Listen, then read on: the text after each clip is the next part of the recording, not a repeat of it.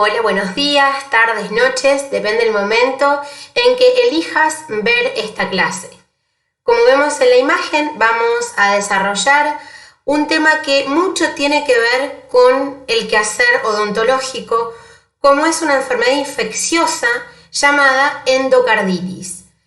Y la primera pregunta que uno se plantea es ¿qué tiene que ver entonces la actividad del odontólogo, el trabajo a nivel orofacial, con una alteración a nivel cardíaca y específicamente no de cualquier lugar del corazón, sino de la capa más interna, la capa íntima que está en contacto con la sangre, como es el endocardio? Tal como se ve en esa diapo, sabemos que tenemos tres grandes capas: el endocardio, miocardio, que es el músculo cardíaco, y una membrana serosa, que en realidad son dos finas hojas, llamada pericardio. En la endocarditis lo que se afecta es la capa más interna, pero sobre todo la región o la zona donde el endocardio tapiza las valvas del corazón. Sabemos que nuestro corazón tiene válvulas, que son 4, 2 a la derecha y 2 hacia la izquierda, y que esas válvulas están conformadas por valvas que están tapizadas por endocardio. En esta enfermedad infecciosa, esta región en forma especial sufre un proceso inflamatorio infeccioso y el riesgo es que esa formación, que se llama vegetación, pueda desprenderse en algún momento desde las válvulas y viajar a cualquier lugar de la circulación. Pero no todas las personas, afortunadamente, pueden sufrir endocarditis. Hay un grupo de riesgo, un grupo propenso a sufrir infección del endocardio, que puede afectar tanto al endocardio natural, anatómico, o llamada válvula nativa, con la cual el sujeto nace, o sobre todo van a ser aquellas personas que han sido operadas por un reemplazo valvular. En pocas palabras, se ha sacado la válvula nativa y ha sido reemplazada por una válvula que puede ser biológica o mecánica y que ahora ya no tiene la estructura anatómica habitual. Tanto los pacientes con válvula nativa y sobre todo quienes tienen una cirugía de reemplazo valvular pueden tener mayor riesgo de infección endocárdica. Otro grupo de pacientes, de sujetos con mayor predisposición y riesgo a esta infección, son aquellos individuos que nacen con defectos o que han tenido defectos adquiridos en las válvulas. Cuando una persona nace con una enfermedad valvular cardíaca, se lo denomina que forma parte del grupo de las cardiopatías congénitas. De nacimiento, una persona nace con una válvula defectuosa, le falta una válvula, o la válvula se comunica en forma patológica con alguna parte de nuestro corazón. Defectos adquiridos, por ejemplo, sujetos nuevamente operados, en los cuales se coloca algún tipo de catéter o algún tipo de instrumentación que lesione el endotelio valvular y que ese endotelio repare con algún defecto. Podemos decir que todo individuo que tenga algún endocardio previamente dañado, ya sea de nacimiento o en forma adquirida, es una persona con mayor predisposición a sufrir una infección, porque el endocardio ya no tiene la histología y la anatomía necesarias para ser considerado normal. ¿Quiénes forman parte de este grupo de riesgo? Todo sujeto que tenga dispositivos valvulares. Ustedes, cuando hagan la anamnesis, van a preguntarle a su paciente qué cirugías previas tiene, si tiene alguna enfermedad médica o quirúrgica de importancia. Y cuando ellos nos digan que tienen un reemplazo valvular en el corazón, que tienen un catéter colocado en el corazón, un marcapasos, nada más que ejemplos, a nosotros ya nos tiene que encender a nivel mental un signo de alarma, una alarma sonora, de decir que estos pacientes son pacientes de riesgo para hacer endocarditis. También los drogadictos por vía endovenosa, por una cuestión de la invasión directa que puede tener la droga al torrente sanguíneo, es más posible que estos individuos tengan endocarditis, sobre todo del lado derecho, porque es en el corazón derecho vena cava superior, vena cava inferior, donde llega directamente la sustancia inyectada por este hábito. También aquellos sujetos que tienen infecciones a distancia, infecciones a nivel orofacial, infecciones cutáneas, infecciones urinarias, cualquier individuo que tenga infecciones, sobre todo que estas infecciones cursen con entrada del microorganismo al torrente sanguíneo, situación que se llama bacteriemia, en el caso de las bacterias, son también factores de riesgo. Y por supuesto, todo grupo que tenga alteraciones en la inmunidad, como tiene alterado el mecanismo defensivo natural, van a tener mayor riesgo de sufrir un cuadro infeccioso. Las personas que están en tratamientos quimioterápicos, oncológicos, pacientes diabéticos con corticoides, sujetos con HIV o SIDA, también constituyen este grupo, esta población de riesgo. ¿Qué apuntamos desde semiología? A que cuando en el interrogatorio detectes alguno de estos factores, empiezas a pensar que es un individuo que tenés que manejarte con mayor cuidado y mayor precaución a la hora de los tratamientos odontológicos. ¿Cómo se da este mecanismo? ¿Por qué ocurre? Dijimos que al principio tiene que existir un defecto previo o una lesión endotelial sobre las valvas. Aquí en color naranja trata de imitar este esquema muy básico, lo que es una válvula normal, una valva normal. Cuando ocurre lesión endotelial, en un intento de reparar ese defecto, van a comenzar a llegar al sitio de la lesión plaquetas con adhesión y agregabilidad plaquetaria, van a llegar eritrocitos, fibrinógeno, van a llegar todos los elementos formes de la sangre tratando de corregir ese defecto endotelial. Y ahí se forma, junto con la fibrina y este coágulo, se forma lo que se conoce como endocarditis trombótica no bacteriana. Hay una inflamación del endocardio, endocarditis. Hay un trombo que trata de reparar esa agresión, endocarditis trombótica y no bacteriana, porque hasta este momento todavía no hay llegada de bacterias al sitio del endocardio. Se tiene que dar el ingreso, la llegada de bacterias, virus, parásitos, hongos al torrente sanguíneo para que ahora sí, debido a la contaminación hemática, se dé origen a la colonización de esa lesión del endocardio y ahora tenemos una nueva lesión que se conoce con el nombre de vegetación.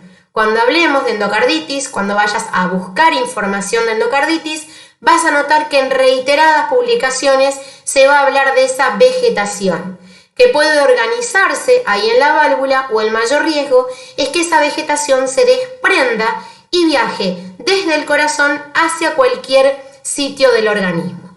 Aquí tenemos nuevamente lo mismo. Tiene que haber una lesión del endotelio, valvular sobre todo, va a haber una presencia de plaquetas, de fibrina, de eritrocitos, tiene que haber una bacteriemia para seguir con este mecanismo fisiopatológico y finalmente la bacteria prolifera organizando una vegetación o diseminándose al resto de la circulación.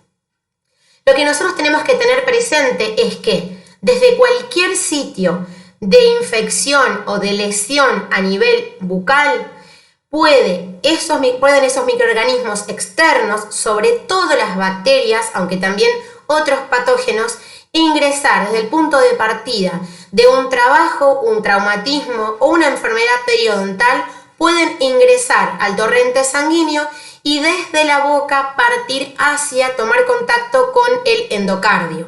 ¿Por qué se da esto? Porque todo nuestro torrente sanguíneo sí o sí tiene que circular a nivel cardíaco y es mucho más probable que si hay un defecto previo, una lesión endotelial, un dispositivo, sirvan de punto de anclaje para que bacterias, virus o parásitos puedan llegar a reproducirse y proliferar. ¿Cuáles pueden ser las puertas de entrada? La que a nosotros más nos interesa es el ingreso de estas bacterias o agentes patógenos de punto de partida de la boca. Pero para tener una consideración y un conocimiento general, también pueden producirse endocarditis por ingreso por la vía urinaria, por el aparato digestivo e incluso lesiones en la piel.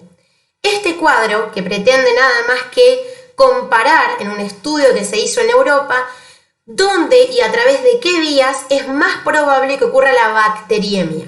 Como podés ver acá, esto está expresado en porcentaje de pacientes de un estudio en particular y se encontró que la extracción dentaria, la cirugía periodontal, los procedimientos periodontales y hasta cepillarse los dientes o masticar puede favorecer la bacteriemia. ¿Por qué no todas las personas con extracción dentaria tienen endocarditis? Porque tienen un buen sistema inmunológico que los defiende o porque tienen válvulas sanas que repelen e inhiben a cualquier posible infección. Dentro de un estudio, esto era en Europa, un estudio realizado en Argentina por la Sociedad Cardiológica Argentina, demostró que, de acuerdo al grupo etario, tenemos mayor predisposición. En personas jóvenes, rondando los 25 años, el principal foco infeccioso que llevó a endocarditis fue la drogadicción endovenosa. En cambio, en individuos mayores, alrededor de los 40-45 años, se encontró que el Streptococcus viridans de la cavidad oral era un fuerte factor predisponente. Y en sujetos mayores, de 65 años para arriba, el hecho de tener lesiones valvulares degenerativas, el hecho de tener catéteres, cirugías previas o estar internados era la fuente, el origen de la infección endocárdica. A modo de conclusión, este trabajo de la SAC encontró que había una fuerte evidencia demostrable, una fuerte asociación entre las bacteriemias y, por ejemplo, masticar, lavarse los dientes, utilizar hilo dental, escarbadientes o masticar chicle, y que la asociación fue más marcada entre aquellos sujetos que tenían como antecedente previo enfermedad periodontal. Y que en estos pacientes, aunque la bacteriemia era de corta duración y muy transitoria, estaba asociada entonces a cuadros de endocarditis. Siempre tiene que haber algún otro factor predisponente. Podríamos resumir que cualquier lesión cutánea, intestinal, urinaria o incluso a nivel sanguíneo general puede favorecer la endocarditis, pero que de todas estas posibles fuentes, la que le va a interesar al odontólogo va a ser el origen a nivel bucodental. De allí la importancia de mantener una correcta higiene y una buena salud. ¿Cuáles suelen ser los microorganismos más comúnmente involucrados? Las bacterias. De hecho, vas a encontrar publicación más vieja que la endocarditis se la llamaba endocarditis bacteriana, porque es este grupo de microorganismos, por lejos, el más comúnmente involucrado. Y dentro de ellos, el Streptococcus viridans, Staphylococcus aureus, Staphyloepidermidis, Enterococos, bacterias del grupo JASEC y otros microorganismos como pueden ser agentes micóticos, virales, parasitarios o micoplasmas, pero son mucho menos frecuentes que el grupo de las bacterias. ¿Qué alteraciones y qué manifestaciones clínicas va a tener el individuo? No pretendemos desde semiología que ustedes hagan el diagnóstico de un sujeto con endocarditis, sino que frente a un individuo que les cuenta que ya tuvo una endocarditis, que les relata que tiene alguno de estos síntomas o signos y un antecedente cardiovascular claro, tengan precaución con ese individuo. Muchos de ellos van a relatar manifestaciones iniciales como la fiebre. A veces la fiebre es aguda, claramente dura menos de 15 días, una fiebre intensa, sostenida, pero en muchos otros sujetos la fiebre suele ser mucho más discreta, hasta febrícula, dando un síndrome febril prolongado de más de 15 días de duración, extendiéndose incluso durante semanas. Estos individuos con fiebre más discreta a veces son los más difíciles de diagnosticar, porque no se sospecha que el origen de la fiebre sea la endocarditis. El médico también probablemente cuando sospeche la endocarditis va a realizar una auscultación de estos individuos y va a detectar, va a escuchar que el flujo sanguíneo ya no es laminar, ya no es normal, sino que cada vez que pasa por esa lesión endotelial, ese defecto valvular, genera ahora un flujo turbulento. Ese flujo turbulento se puede llegar a auscultar en el foco aórtico, foco pulmonar o mitral sobre todo, y eso se denomina soplo. Por último, estos sujetos, nada más que a modo de información, debido a la reacción inflamatoria, debido a la respuesta del organismo frente a la infección, pueden sufrir un agrandamiento del vaso llamado esplenomegalia. A veces te van a contar los sujetos que tuvieron estas alteraciones o se presentan simplemente con fiebre y hay que estar alerta buscando los signos posibles de endocarditis. Dentro de lo que es el examen oral, uno de los pocos datos que se pueden encontrar durante una endocarditis aguda o subaguda es la presencia de lesiones a nivel del paladar, tanto duro como blando, que se llaman petequias. Estas petequias pueden aparecer no solamente en paladar, sino a nivel de la conjuntiva, a nivel de los ojos. Cuando descendemos el párpado vemos allí las lesiones sangrantes. Algunos dicen que estas lesiones petequiales se deben al desprendimiento de las vegetaciones que llegan a distintos territorios. Otros dicen que en realidad es un fenómeno de respuesta inmunológica frente a las bacterias o los virus que están generando la infección. Estas lesiones también pueden aparecer, por ejemplo, en las uñas, en el lecho unguial, pueden aparecer en el pulpejo de los dedos. Cuando aparecen en los dedos reciben un nombre particular, se las conoce como lesiones o manchas de Jenneway, que pueden aparecer como vemos en las dos diapositivas, tanto en los dedos de las manos como en plantas de los pies de uno o ambos pies. Estas lesiones dan una idea de, o se parecen bastante a lesiones hemorrágicas. Además de paladar, además de conjuntiva, pueden aparecer en los dedos y también pueden aparecer una serie de nódulos que tienen un nombre propio también, llamados nódulos de Osler, que son nódulos dolorosos que pueden aparecer sobre todo en los dedos de las manos. Y hasta en la retina, obviamente esto no lo vas a diagnosticar como odontólogo, lo va a hacer un oftalmólogo, pueden aparecer estas lesiones o manchas sangrantes en la retina, que en ese caso reciben el nombre de manchas de Roth y aparecen en un examen de fondo de ojo.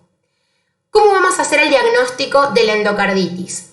Obviamente yo tengo que buscar para poder encontrar el microorganismo causal. Tengo que poder detectar si está en sangre. Tengo que poder detectar cuál es la respuesta de la persona frente al organismo. Pero, como odontólogos, ¿cómo tenemos que empezar el diagnóstico? Tratando de hacer una buena anamnesis. ¿Este sujeto tiene factores de riesgo? ¿Tiene lesiones endocárdicas? ¿Es adicto por vía endovenosa? ¿Tiene catéteres o cirugías previas? ¿Nació con un defecto congénito en la válvula? Me tiene que llamar primero la atención.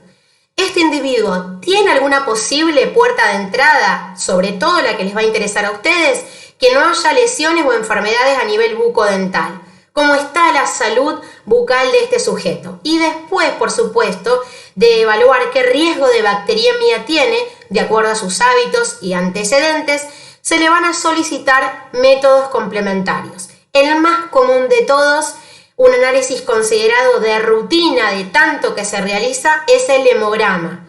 Lo que hace el hemograma, y esto ya lo hemos hablado en alguna oportunidad, es darme una idea, un pantallazo de cómo están los elementos formes de la sangre. Una idea de cuántos son y qué características tiene.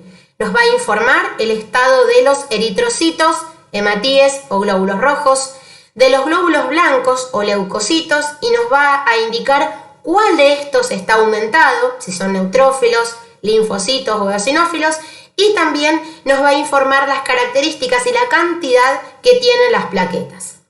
En el caso de la endocarditis, con un hemograma solo no alcanza porque me informa que hay una reacción inflamatoria, pero tengo que poder saber a qué microorganismo obedece. Y para eso te vas a encontrar que a estos individuos se les suele hacer una extracción de sangre y un cultivo de esa sangre, incluso en 2 o 3 oportunidades. Este estudio de cultivo de la sangre no tiene otro nombre que hemocultivo. Por último, a estos pacientes también, por supuesto, vamos a tratar de buscar la lesión a nivel del corazón y para eso un cardiólogo o un especialista en diagnóstico por imágenes va a hacer lo que se denomina estudios cardiológicos por imágenes, donde lo que quieren encontrar estos profesionales es la vegetación y poder evaluar qué riesgo tiene de que esa vegetación se pueda desprender. Con esto finalizamos el tema endocarditis. Espero que estés muy bien. Nos vemos la próxima clase.